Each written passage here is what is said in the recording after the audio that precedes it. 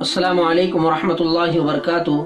ایک بزرگ سنایا کرتے تھے کہ ایک شخص سے بہت سارے لوگ دوستی کا دم بھرنے لگے تو اس کے والد نے کہا، بیٹا ہر دوست کہلانے والا شخص دوست نہیں ہوا کرتا، بڑا جانچ پڑتال کے بعد کسی کو دوست سمجھنا چاہیے۔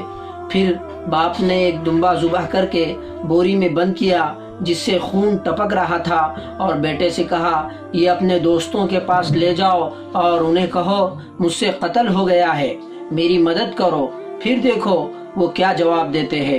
بیٹے نے بوری اٹھائی اور رات کو ایک دوست کا دروازہ جا کر کھٹکھٹایا۔ دوست نے پوچھا، خیریت ہے؟ کہنے لگا، یار مجھ سے قتل ہو گیا ہے، نہ لاش ٹھکانے لگانے کی جگہ مل رہی ہے نہ سر چھپانے کی، میری کچھ مدد کرو۔ دوست نے مدد کے بجائے ٹال دیا کہ تو جانے اور تیرا کام جانے، میں تیرے ساتھ کیوں پھنسوں۔ وہ دوسرے، تیسرے، چوتھے، الغرض سب دوستوں کے پاس گیا، لیکن کسی نے بھی اسے اپنے گھر میں پناہ نہ دی۔ وہ مایوس ہو کر والد کے پاس آیا اور کہا، ابا حضور آپ درست فرماتے تھے، واقعی وہ میرے دوست نہیں تھے جو مصیبت کا سن کر ہی بھاگ گئے۔ والد نے کہا، بیٹے میرا ایک دوست ہے اور زندگی میں نے اس ایک کو ہی دوست بنایا ہے، اب تو یہ بوری لے کر اس کے گھر جا اور دیکھ وہ کیا کہتا ہے۔ بیٹا اس کے گھر پہنچا اور اسے وہی کہانی سنائی جو اپنے دوستوں کو سنائی تھی۔ اس نے بوری لے کر مکان کے پیچھے والے حصے میں گڑھا کھود کر دبا دی اور اوپر پھول لگا دیے تاکہ کسی کو شک نہ ہو۔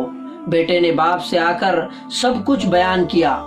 ابا جی آپ کا دوست تو واقعی سچا دوست نکلا ہے۔ باپ نے کہا، بیٹا ابھی ٹھہر جاؤ، اتنی جلدی فیصلہ نہ کرو، کل اس کے پاس دوبارہ جانا اور اس سے بدتمیزی کرنا، پھر جو رد عمل ہوا وہ آ کر مجھے بتانا۔ بیٹے نے ایسے ہی کیا، گیا اور اس سے بدتمیزی اور لڑائی کی۔ اس نے جواب میں کہا، اپنے والد سے کہنا فکر نہ کرے، تمہارا دوست چمن کبھی نہیں اجاڑے گا، مطلب جو پودے لاش کے اوپر لگائے ہیں وہ سدا لگے رہیں گے، انہیں کبھی نہیں اکھاڑوں گا۔ یعنی تیرے بیٹے کی بدتمیزی کو دیکھ کر اس کا راز کبھی فاش نہیں کروں گا، کیونکہ میں تیرا دوست ہوں۔ رب تعالی ہمیں بھی مخلص دوست نصیب کرے۔ دوست مشکل میں کبھی ساتھ نہیں چھوڑتا۔